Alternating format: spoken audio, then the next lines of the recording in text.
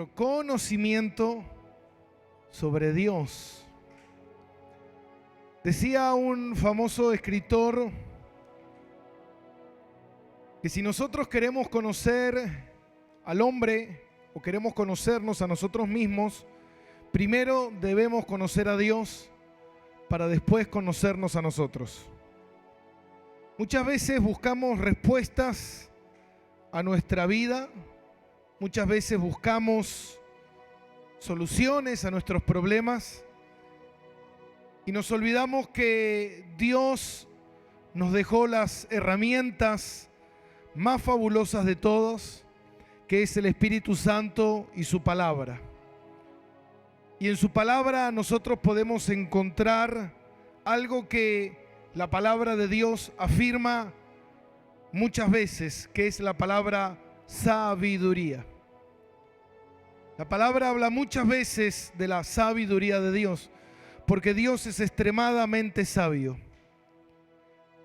Y muchas veces nosotros cuando tenemos problemas, muchas veces cuando nosotros estamos mal, intentamos de buscar soluciones, intentamos de que alguien nos guíe, intentamos de que alguien nos responda, pero nos olvidamos de ir a Dios.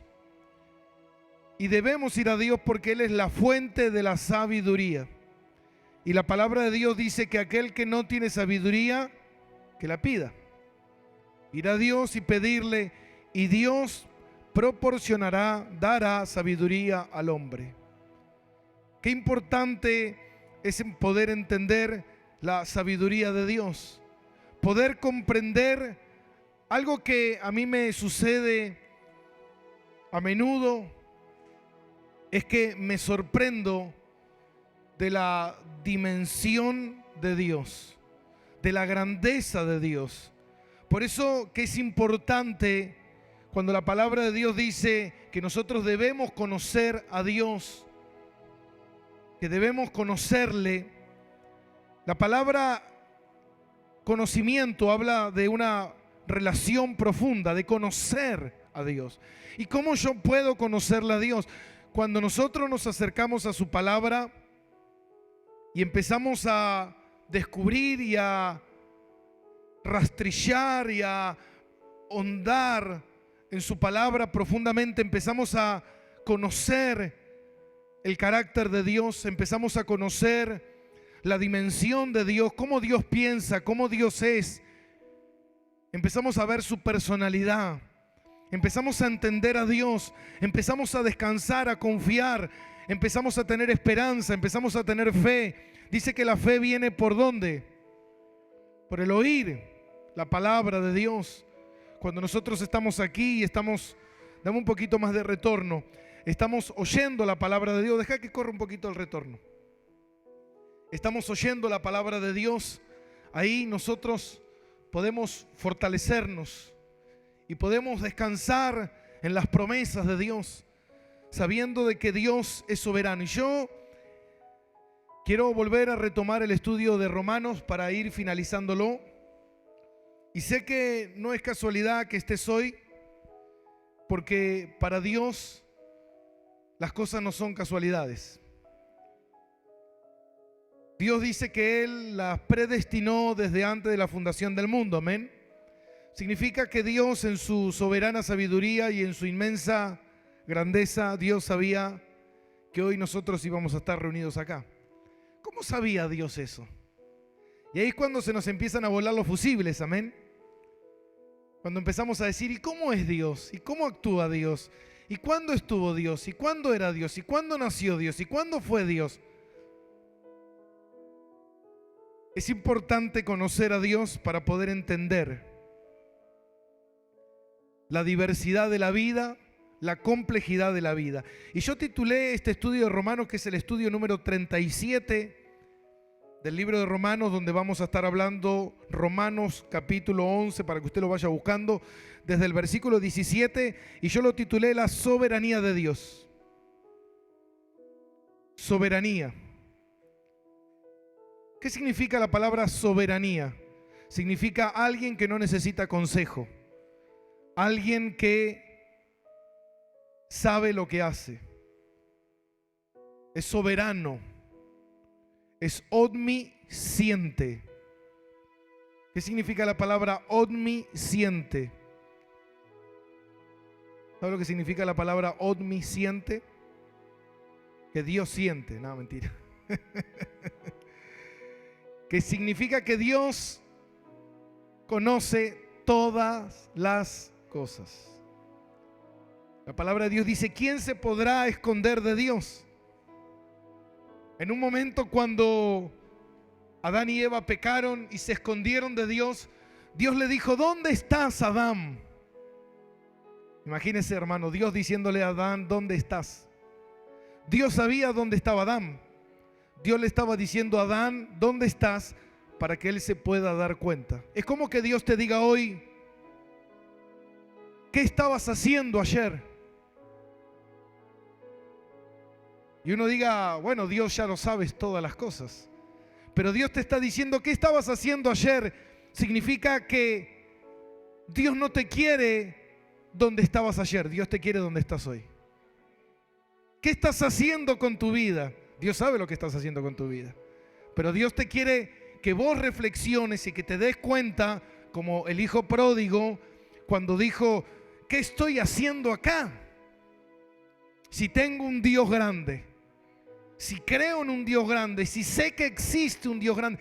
Hermano, la palabra de Dios dice que nosotros no nos podemos acercar a Dios si Él no te lo permite que te acerques. Ahora, ¿para qué Dios te permite que te acerques? Para que le conozcas, para que seas salvo, para que seas feliz, para que alcances la redención, para que tu vida cambie. Pero si Dios nos está permitiendo esas cosas, entonces muchas veces nosotros las desaprovechamos. Desaprovechamos esos favores de Dios. Desaprovechamos esos llamados de Dios. Y dice en el versículo 17 algo que es sumamente importante entender. El que tiene oídos, oiga. Amén.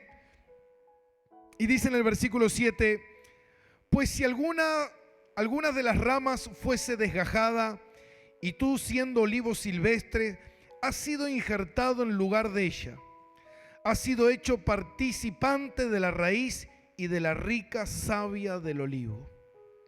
Acá Pablo hace una metáfora y empieza a hablar del olivo.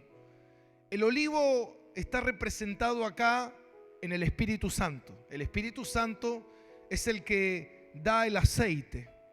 El olivo acá es el aceite. Y Pablo está diciendo qué es lo que sucedió. Escuche bien esto. ¿Cómo opera Dios en su infinita gracia de redención y salvación? ¿Cómo opera Dios? Dios, en un momento cuando Dios crea al hombre, Dios lo pone en el huerto del Edén, el hombre peca, el hombre se aleja de Dios.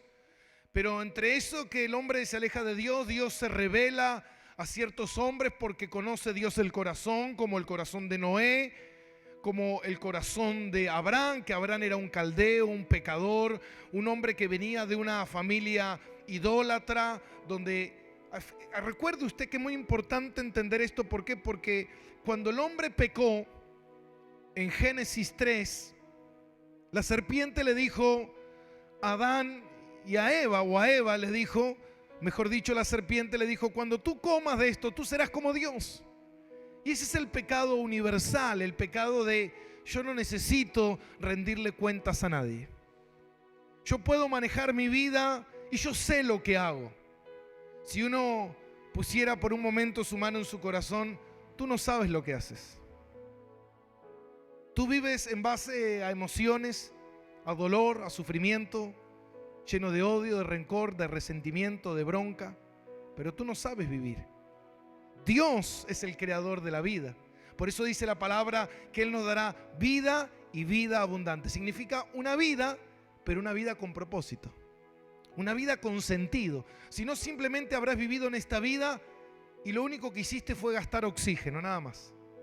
Pasaste por esta vida, no cambió tu vida, no cambió la vida de nadie. Simplemente pasaste por esta vida, moriste y chao. Eso es todo. Y Dios dice: no es así. Tú tienes una vida con propósito. Y esa vida la tiene Dios. Entonces fíjate cómo Dios le habla a Abraham y le dice a Abraham que lo llama desde ese lugar donde él vivía, siendo un caldeo, y dice que Abraham creyó y le fue contado por justicia. Porque cuando Dios se te revela, dice la palabra en hebreo, dice, cuando Dios hable a tu corazón, no endurezcas el corazón. Cuando oigas la voz de Dios, no endurezcas tu corazón. Entonces, Abraham, cuando escuchó la voz de Dios, él creyó. Él dijo, Dios es real. Tiene que haber un Dios. Por eso dice la palabra en Romanos, que es extraordinaria. Dice que la tierra y el firmamento cuentan la gloria de Dios. El universo cuenta la gloria de Dios. Cuando uno puede mirar la dimensión y salir un poco de esa burbuja en la cual vivimos, llena de problemas, de que tienes que pagar la luz, el celular, que no te alcanza. Saca eso por un momento. Y mira la dimensión de Dios. Mira la complejidad de la vida. Mira lo extraordinario que es. Imagínate que el hombre ni siquiera puede salir del sistema solar. Imagínate que el hombre todavía no conoce ni siquiera cuántos metros de profundidad hay debajo del océano. No sabemos todavía. Porque es inmensamente infinito. Pero Dios es un Dios que crea todas las cosas. Y yo pensaba un poco en esa sabiduría, ¿no? Para hacer una entrada en esto, pensar un poco en la sabiduría. Y pensaba el otro día en las tortugas marinas. Y sabe que la tortuga marina es extraordinaria porque la tortuga marina hace un recorrido muy amplio para dejar sus huevos. Y cuando deja sus crías, deja sus huevos, va hasta una playa y entierra sus huevos, cientos de huevos, los entierra ahí, los tapa con arena y nos vemos. Y esas tortuguitas cuando nacen dicen, ¿a dónde está mamá? No dicen eso. Ellas ya tienen el conocimiento, la sabiduría, por eso el ADN es el mapa, es el conocimiento de la vida de toda especie. Imagínate que esa cría nace y cuando nace sabe que tiene que correr para vivir hasta el mar. Y el mar está quizás a 3 cuadras, 2 cuadras de distancia. ¿Cómo sabe dónde está el mar? ¿Cómo sabe? ¿Cómo sabe una pequeña cría que recién nace que para qué lado está el mar? Imagínense, nosotros iríamos para el otro. Pero esa pequeña cría nace y enseguida corre hacia el mar y no hay nadie que lo guíe. No hay nadie. Absolutamente nadie, mi hermano, nadie sabe completamente lo que tiene que hacer. ¿Quién se lo reveló? ¿Quién se lo enseñó? ¿Sabe que hay una especie de mariposa que cuando dejan los huevos y nacen y se hace mariposa, vuelan la distancia hasta donde se van a reproducir sin saber cuál es el camino? Pero ellos ya saben cuál es el camino porque sus ancestros ya se lo dejaron marcado en su ADN. Y ellos saben el camino y siempre toman el mismo camino y no hay nadie que las guíe. Vos decís, wow, cuando miras esas cosas, ¿podemos ser tan necios? Imagínese, hermano, que en este universo vasto, tan grande, no existe vida en ningún planeta. Que acá tenemos la cantidad de oxígeno necesario, de hidrógeno para poder respirar. Algo que cambie en esta atmósfera, simplemente un pequeño grado y todos nosotros moriríamos. La rotación de la Tierra, la inclinación que la Tierra tiene es exactamente perfecta para que la vida aquí en la Tierra funcione.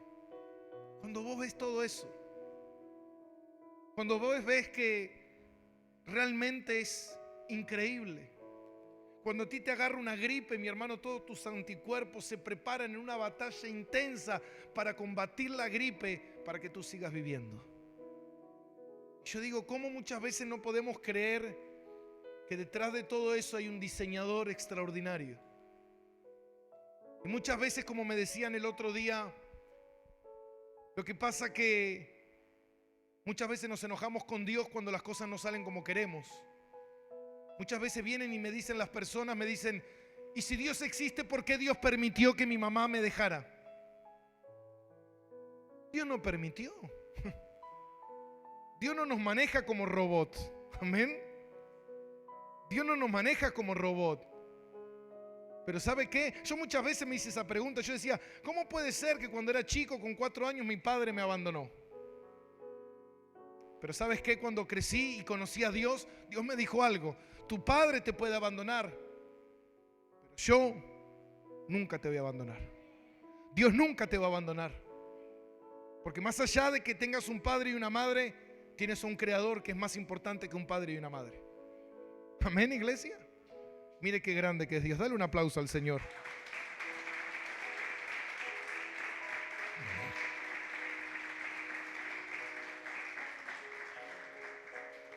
Y dice en el versículo 18, no te jactes contra las ramas. Si te jactas, sabes que no sustentas tú a la raíz, sino que la raíz a ti. Pues las ramas dirán, fueron desgajadas para que yo fuese injertado. Versículo 20. Bien, por su incredulidad fueron desgajadas, pero tú por la fe estás en pie, no te ensoberbezcas, sino teme. Lo que Pablo está diciendo aquí es que en esa estructura extraordinaria donde Dios dice que Dios tenía que escoger entre todos los pueblos y Dios escoge al pueblo hebreo, ¿para qué? Para Él manifestarse, para Él decir, yo soy un Dios que existo, soy real y voy a tener misericordia de este pueblo para mostrarles a los demás pueblos que hay un Dios que existe, que es verdadero. Y dice que en ese momento Dios hizo un pacto con el pueblo hebreo y en ese momento Dios y la gracia y el favor de Dios estaban con el pueblo de Israel. Pero el pueblo de Israel de a poco, con el paso de los años, se fue alejando de Dios. Y dice que cuando vino Cristo, ellos lo rechazaron. Dice la palabra que Jesús vino a los suyos y los suyos le rechazaron. Entonces fíjate una cosa, dice que Dios cortó, no el olivo, porque el olivo es el Espíritu Santo, sino que cortó las ramas que estaban unidas a ese olivo. ¿Y qué hizo? Y dice que había olivos silvestres. ¿Cuáles son los olivos silvestres? Los olivos silvestres somos nosotros. Los olivos silvestres son los olivos que no fueron plantados. Usted sabe que la aceituna silvestre es una aceituna que no tiene sabor, es amarga, es fea, no sirve. Pero fíjate en esta soberanía de Dios, dice que Dios cortó las ramas del olivo silvestre, que somos nosotros, y nos injertó y nos puso en el olivo bueno, en el olivo correcto, en el olivo santo. Y dice que nos empezó a alimentar a través de esta savia que es el Espíritu Santo. Nos empezó a alimentar, ¿para qué? Para que demos frutos, los frutos del Espíritu Santo. Por eso dice que no nos debemos jactar.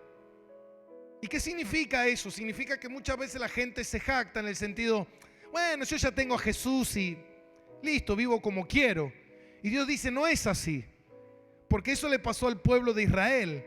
Ellos creían que cuando vino Jesús y les dijo, ¿ustedes creen que son salvos? Y ellos dijeron, sí, nosotros somos de la descendencia de Abraham. Y Jesús le dijo, Abraham puede tener hijos incluso desde las piedras. Ustedes lo que lo hace salvo es que Dios tiene amor y misericordia de ustedes. Y ellos se ensoberbecieron. Creían que ya lo tenían ganado. Creían que nadie me lo va a quitar. Y Dios es soberano. Pero acá explica el por qué. ¿Por qué Dios cortó a las ramas de olivo originales? ¿Por qué las cortó? Porque Dios quería mostrar su misericordia. ¿Para quién? Para con el mundo entero. Entonces dice la palabra que el endurecimiento de ellos provocó ¿qué? Que Dios derramara su misericordia ¿a quién? A los que no éramos de su pueblo. ¿Se acuerdan la parábola que Jesús enseñó del rey? Y dice que los que fueron convidados a las bodas, dice que el rey hacía un banquete, hacía una celebración. e invitó a los invitados. Los invitados eran los que él había seleccionado. Pero dice que estos invitados no quisieron ir, se excusaron, tenían cosas que hacer. Entonces el rey le dijo a su sirviente: ve por los caminos, ve por las plazas y trae a todos aquellos que no estaban invitados a la fiesta. Trae a los paralíticos, trae a los cojos, trae a los ciegos, trae a los vagabundos. Esos somos nosotros, los que no estábamos en esa familia, pero Dios mostró su amor y su misericordia para todo el mundo. Amén. Ahora fíjate que dice así, versículo 21. Porque si Dios no perdonó a las ramas naturales, a ti tampoco te perdonará. ¿Qué quiere decir esto?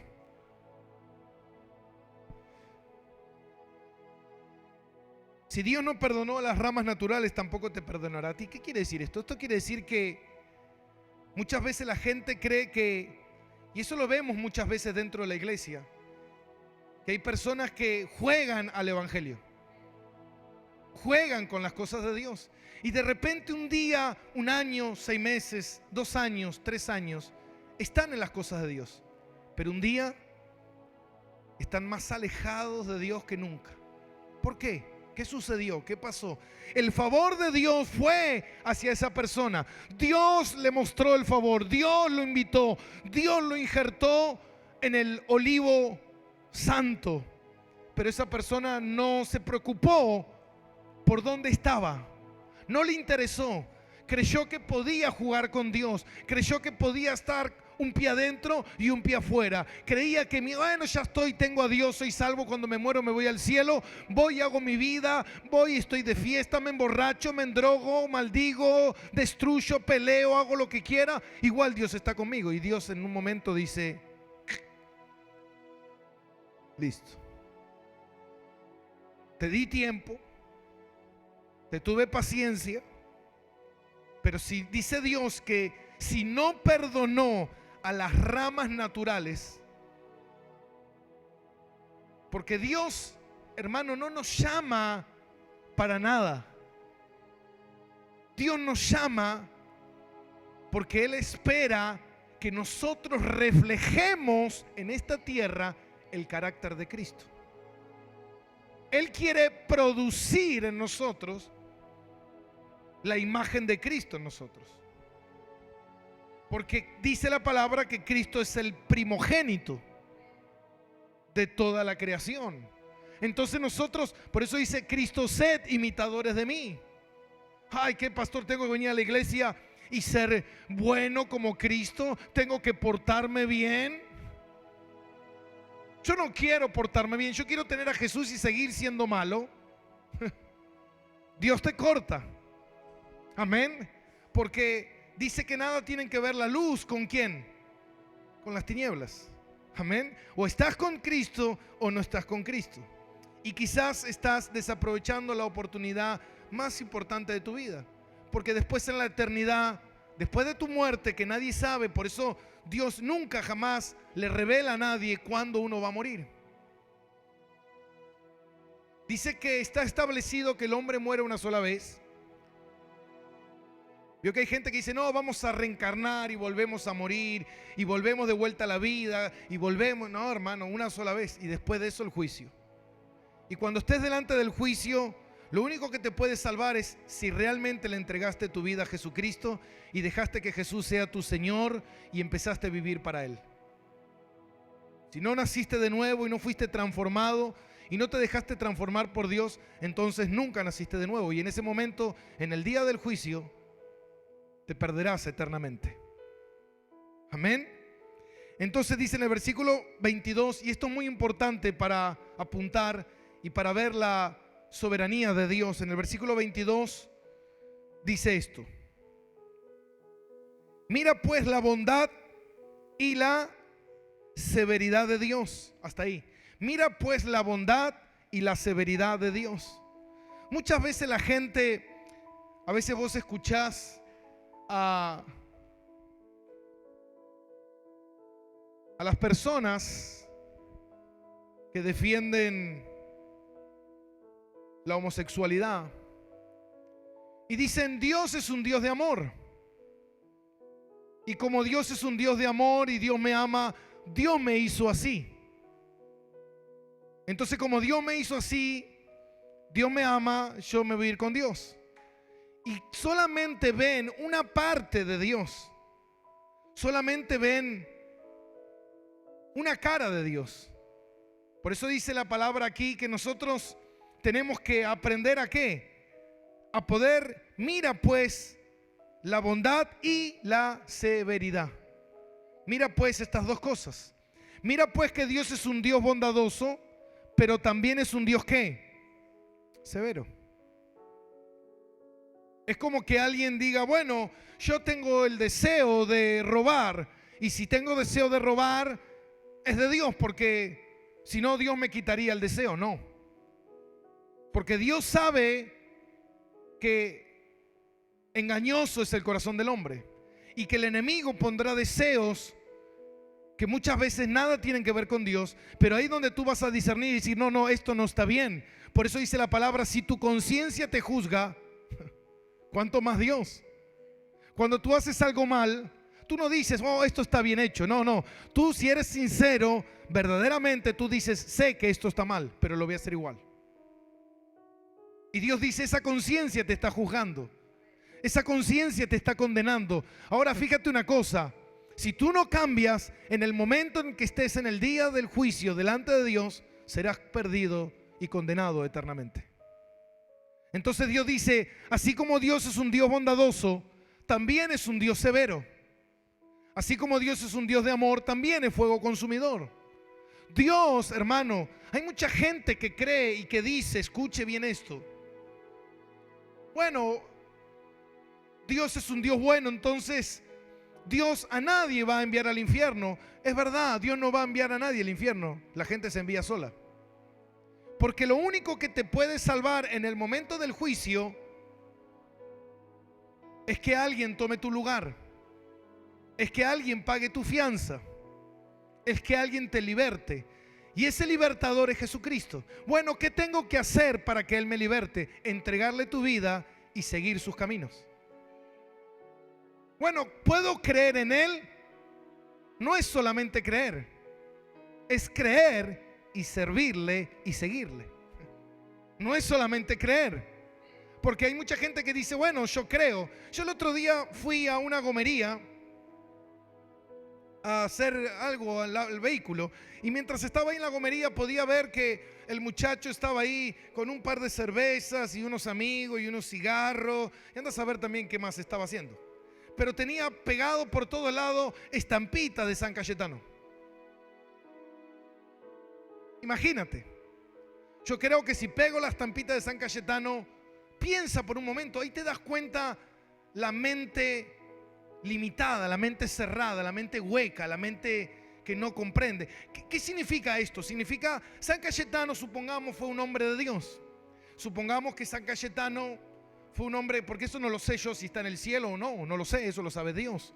Pero supongamos que era un hombre bueno, pero este hombre cree que si yo pongo estampita de San Cayetano de alguna manera él me va a traer trabajo, porque yo le ponga estampitas.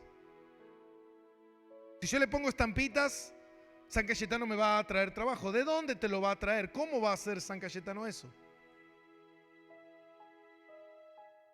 San Cayetano supuestamente era un hombre de Dios, un hombre santo. Y tú siendo un pecador, tú siendo un hombre promiscuo, pecador, viviendo una vida perdida, si yo pongo estampita, San Cayetano me va a dar lo que yo quiera. ¿Qué quiero yo? Trabajo. No, San Cayetano lo que te puede dar es dirección para que cambies tu vida. Dejes la droga, dejes el porro, dejes la birra, dejes las amantes. No quiero eso de San Cayetano. Yo quiero que San Cayetano me dé trabajo.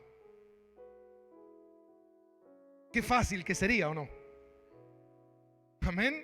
Es como San La Muerte o el Gauchito Gil. Voy y le pido para que cuando salga a robar no me atrapen. Salga bien el robo, robe la mayor cantidad de dinero y me la gaste en minas, en prostitutas, en droga y me vaya bien. Vamos, qué bueno. Aguante Gauchito Gil. Qué cosa tan estúpida, ¿no? Qué cosa que es antilógico. Por eso la gran mayoría de los devotos del Gauchito Gil están presos. Parece que, y te lo dice un ex delincuente. Conocí delincuentes de todo tipo, de todos los colores, de todos los tamaños. Conocí al Gordo Valor, conocí a gran parte de la banda de los 12 apóstoles, a la Garza Sosa. Conocí un montón, tomé mate con ellos, charlé, imagínate. Vivieron su vida en prisión. Vivieron su vida en prisión.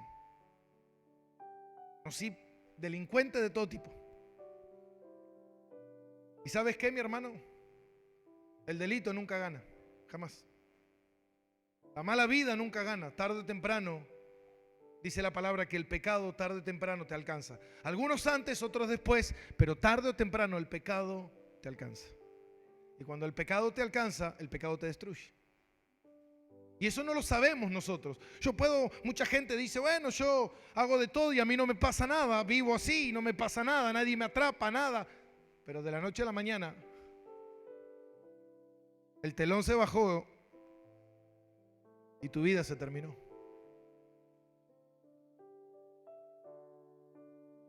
Yo recuerdo un hombre en el cual lo ministré y lo conocí. Él era un hombre que era un gran delincuente, robaba camiones de caudales y había hecho mucho dinero, mucha plata robando dinero y plata y tenía una gran vida y se compraba motos y autos importados y tenía una gran vida y se tiroteaba y era un buen pistolero. Y un día en una fiesta él estaba ahí y una bala perdida, que no saben de quién fue, de dónde fue, de una pistolita de un 22 corto, le pegó en la columna y lo dejó paralítico por el resto de su vida. Perdió todo lo que tenía y ahora vivía en una villa sin ningún tipo de recursos. Cuando uno cree que tiene la vida comprada, ¿no?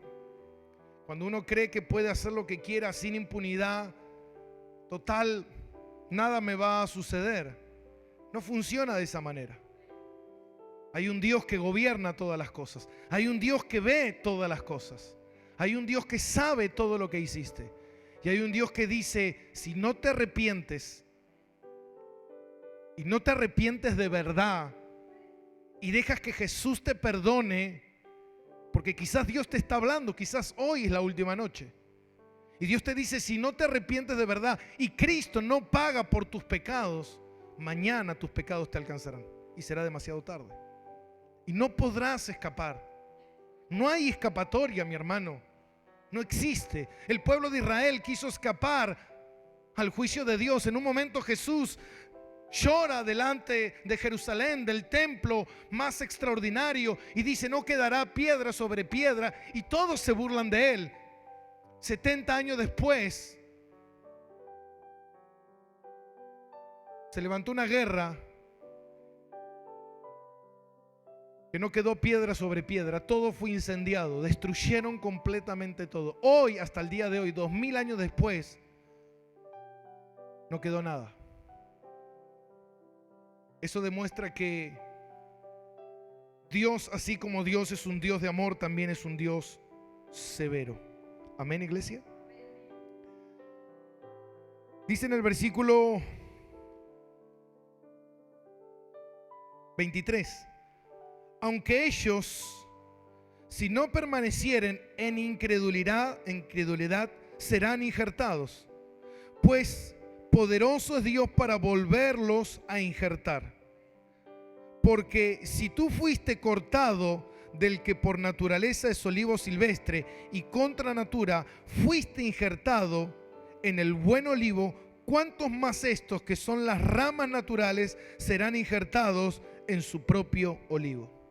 ¿Qué significa esto? Y esto es una revelación extraordinaria, una enseñanza extraordinaria. ¿Qué está diciendo Pablo aquí? Pablo está diciendo que Dios nunca se olvida de sus promesas. Y el pacto que Él hizo con los padres de la fe, con Abraham, con Isaac, con Jacob, Dios nunca lo olvida. Y Dios dice, así como tiene un pacto Dios y una promesa Dios, en algún momento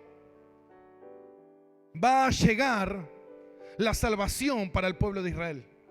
Más allá de que ellos crucificaron al Salvador, más allá de que ellos le dieron la espalda a Jesús, ¿en qué momento se van a convertir ellos? ¿En qué momento? Y Pablo dice, Dios no se olvidó del pueblo de Israel. Y esto dice la palabra de Dios en Apocalipsis, porque todavía los judíos están esperando que venga el Mesías, que ya vino, pero dice que el Mesías volverá de vuelta. Y dice la palabra de Dios que después de la gran tribulación de 7 años, cuando Cristo descienda con sus ángeles, dice que el pueblo de Israel, donde habla de los 144,000 sellados, dice que creerán en Dios, creerán en Cristo, en aquel que han crucificado, y le darán la gloria. Mira qué increíble, porque Romanos lo escribió Pablo y Apocalipsis lo escribió Juan, tiempos diferentes. Pero Pablo estaba viendo lo mismo que había visto Juan cuando fue llevado a la presencia de Dios. Estaba viendo lo mismo. ¿De qué? De que hay un tiempo donde Dios va a restaurar al pueblo de Israel. ¿Y sabe por qué es interesante esto? Porque Dios dice que cuando Dios va a restaurar al pueblo de Israel, fíjate algo. En ese momento, en el momento en el cual el pueblo judío, cuando Jesús estuvo, ¿sabe por qué Jesús vino en el tiempo que vino? Porque era el momento que siempre Jesús llega a tiempo. ¿Cuántos creen eso? Jesús llegó en ese momento justo. ¿Sabe por qué? Porque después de eso venía la dispersión del pueblo judío.